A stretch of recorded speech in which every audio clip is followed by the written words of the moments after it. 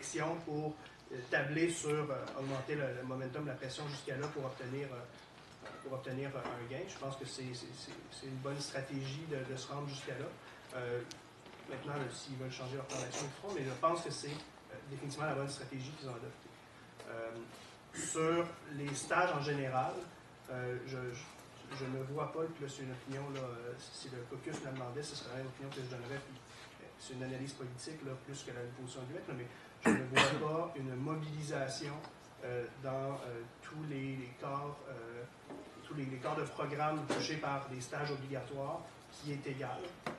Donc, je ne vois pas tous les étudiants au même endroit. Il faudrait soit forcer la marche pour certains programmes, pour les forcer à rattraper, puis les mobiliser un peu de force ou à la hâte, ou alors freiner les associations étudiantes qui sont déjà beaucoup plus en avant, puis qui sont prêtes à aller de l'avant, puis à se battre, puis qui sont dotées d'un plan d'action, d'une structure, etc.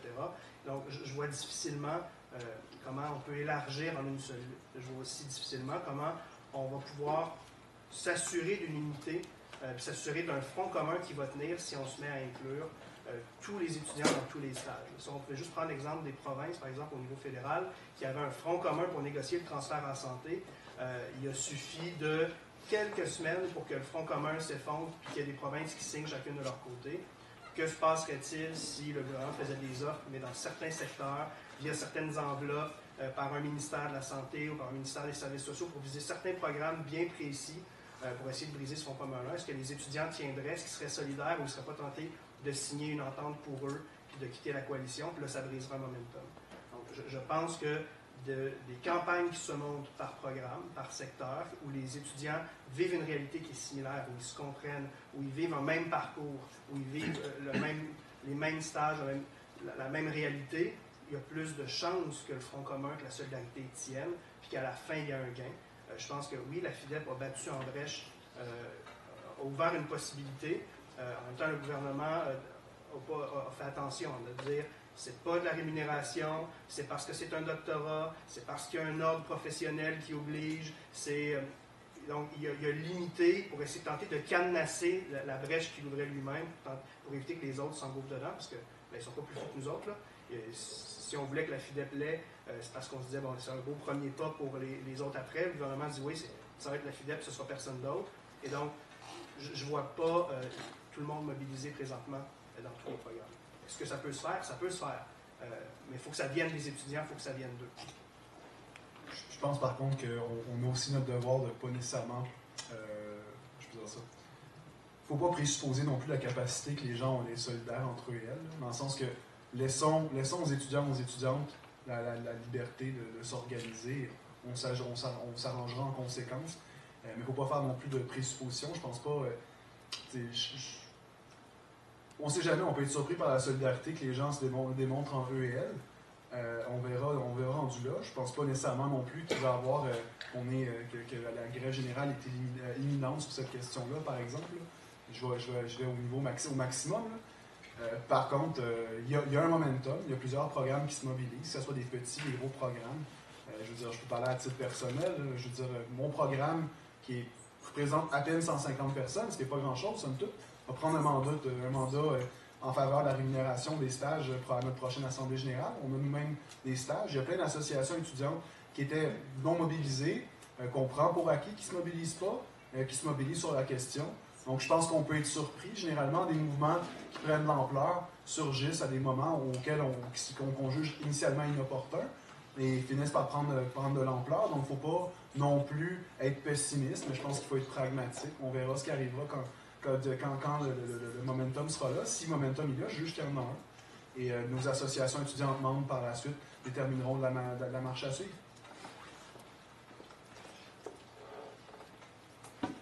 Oui. C'est un sujet qui revient un peu depuis tout à l'heure, notamment au niveau d'un espèce de front commun. Puis tous les deux, vous avez répondu tour à tour que ce n'était pas nécessairement aux associations nationales, mais plus à vos assemblées. Je me demandais notamment dans le cas du stage 4 en éducation, notamment ma question va plus à l'ABEC. Nous, on n'est membre d'aucune association nationale, on est autour de la table CTH. Je me demandais si, suite à une résolution de votre assemblée des membres, vous seriez prêt à venir participer autour de la table du CTS, puis même des autres associations, pour que ça soit vraiment un front commun. Puis un peu, je pense que, comme on a vu, là, vous avez travaillé ensemble dans le jeu du transfert fédéral en aide financière aux études. Je me demandais si vous pouviez faire la même chose pour le stage 4 en éducation. Absolument. On va juste voir ce que l'Assemblée des membres détermine, mais oui, absolument, pas de problème. L'invitation est lancée. J'ai pas grand-chose d'autre à dire. Ben, c'est parfait. C'était pas une réponse à long développement là, pour l'instant. Non, je peux dire oui en plusieurs langues, je parle.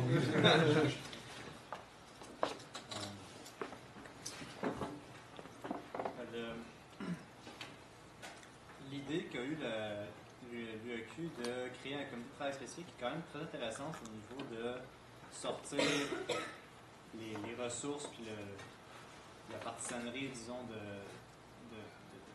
ça, puis de créer quelque chose de autre que ce qu'on a déjà pour aller chercher le plus d'associations possible, sauf que premièrement, pouvez-vous en dire plus sur ce comité de travail spécifique parce qu'on s'en est parlé un petit peu, mais je pense que ça pourrait être bien de savoir qui logiquement est autour de cette table-là, qui concrètement est autour de cette table-là. Puis nous on a jusqu'à qu'on peut expliquer pourquoi est-ce qu'on n'est pas autour de cette table, mais c'est différentes réalités à gauche, à droite, puis on se demandait concrètement qui est là, puis qui n'est pas là, puis pourquoi ils ne sont pas là, puis comment on peut faire pour réunir plus de gens autour d'une table du genre. Je pense que la personne pour répondre à ces questions-là sur le CTS Éducation, c'est le chargé de projet du CTS Éducation. C'est quand on dit qu'on crée un CTS, puis qu'on le laisse vivre, puis qu'on ne s'y ingère pas, je ne pourrais pas, honnêtement, te dire quelles associations siègent ou pas autour du CTS, parce que ce n'est pas un de nos dossiers à nous. On laisse les associations s'organiser, se gérer elles-mêmes, puis je ne me mets pas le nez dans ça, puis les autres exécutants ne se mettent pas le nez dans le CTS. Ils s'organisent, ils convoquent, ils se parlent, ils sont embauchés un employé qui gère cette campagne-là. Comme je n'aurais pas pu dire exactement quelles étaient les associations qui étaient autour du CTS FIDEP, par exemple. De façon spécifique. J'avais une idée générale, mais je n'allais pas me mettre le nez. On n'avait pas été invité non plus à la réunion. Ils faisaient leur truc de leur côté. Et donc, je pense que la discussion spécifique sur ça à avoir, ce serait d'avoir avec Émile, le chargé de projet, qui est ici aujourd'hui. Maintenant, pourquoi est-ce qu'on a créé ça? Bien, précisément pour pas que ce soit partisan. Précisément pour qu'on puisse dire, bien, sur cette campagne-là, c'est pas vrai que la solution va venir d'un exécutif national, elle va venir d'une mobilisation, je suis assez d'accord, elle va venir d'une mobilisation de la base qui va, des étudiants et des étudiantes dans les programmes d'éducation qui vont décider de bâtir un argumentaire, excusez-moi, il n'y a pas de trop, de bâtir un argumentaire, de bâtir un rapport de force, puis de le mettre en branle. Puis après ça, si on donne je ne vais pas dire le contrôle, mais si on donne le pilotage de la campagne à un exécutif national, premièrement, c'est lequel parmi tous ceux qui sont disponibles qu'on va choisir. Là, déjà, il va y avoir une guerre de drapeaux. Ensuite, il va y avoir un sentiment de démobilisation, c'est-à-dire que c'est vrai que les exécutifs nationaux, on est loin des étudiants, on n'est pas près d'eux. Il y a l'association départementale, il y a l'association facultaire, si en plus on est dans un grand campus, il y a la fédération locale, aussi il y a l'association nationale, donc ça fait tous ces paliers-là entre l'étudiant et la personne qui parle en son nom, qui mène la campagne. Donc en créant le CTS, on rapproche tout ça, on aplatit la structure, puis on redonne le leadership, on redonne le contrôle sur la campagne aux étudiants, aux étudiantes, aux associations locales. Donc c'est pour cette raison-là qu'on l'a fait. Puis parce qu'on a eu une demande où les étudiants ont dit c'est important, c'est une campagne qui est importante, qu'on doit financer. Il y a quelque chose là, il y a une base qui est mobilisée, il y a un plan d'action qui est déposé, il y a des gens qui veulent agir. Ça leur prend un support. Le support est là. Maintenant, ils ont la liberté de l'administrer ce montant-là, puis de faire cette campagne-là, puis de mettre en branle leur plan d'action. Donc, il y a cette idée-là où l'Association nationale, elle ne peut pas tout faire. Puis ça, c'en est un dossier, celui de la CRAE, où la lecture des associations étudiantes était de dire on ne pense pas que c'est l'Association nationale qui va régler la problématique. Par contre, on pense qu'elle peut apporter du support. Puis on l'a créé, puis pour toutes les questions de détail avec ça, je te dirigerai directement vers Émile, le chargé de projet. Je peux peut-être relancer, là, dans le fond, pour les assos qui sont pas autour de la table à l'AVEC. Nous, dans le fond, le travail de consolidation a pris peut-être un peu plus de temps qu'à l'UEC. présentement, on est une association étudiante nationale qui est beaucoup plus consolidée, qui est prête à travailler, puisque disons plus qu'on est passé. Tout récemment, on a sorti notre plan d'action communautaire, qui est un budget qui est disponible pour toute campagne qui veut s'organiser, qui cherche à avoir comme soutien, qui, dans le même esprit, dans le fond, cherche à respecter cet esprit de non-ingérence-là. Nous, dans le fond, pour pouvoir proposer un projet, recevoir un montant en termes de soutien, ce que vous allez faire, c'est proposer votre campagne, proposer, dans le fond, présenter votre organisme. Après, un comité déterminera, dans le fond, en quel montant on est prêt à vous soutenir et vous donner, dans le fond, accès à toutes nos ressources. Mais le même esprit existe aussi à la lettre. Parce qu'on sait justement que c'est pas à nous de porter tous les chapeaux en même temps. On est là pour soutenir les associations étudiantes, mais bien entendu, tout en ayant des mandats qui défendent certains principes là, qui sont clés à la lettre. D'autres questions? Yes. Je vais changer le ton de la conversation un petit peu. Puis ça s'adresse peut-être moins aux astronautes, mais nous, à la CRIC, c'est sûr que pour le génie, on n'a pas eu ce combat-là à se battre pour avoir des stages rémunérés. Ça nous a été donné. Mais nous, on se concentre beaucoup sur comment influencer le contenu des stages pour s'assurer que ça va offrir vraiment une formation de qualité. Et je me demandais s'il y avait eu des initiatives comme ça menées par les associations à la table ou si c'est envisagé par les astronautes aussi.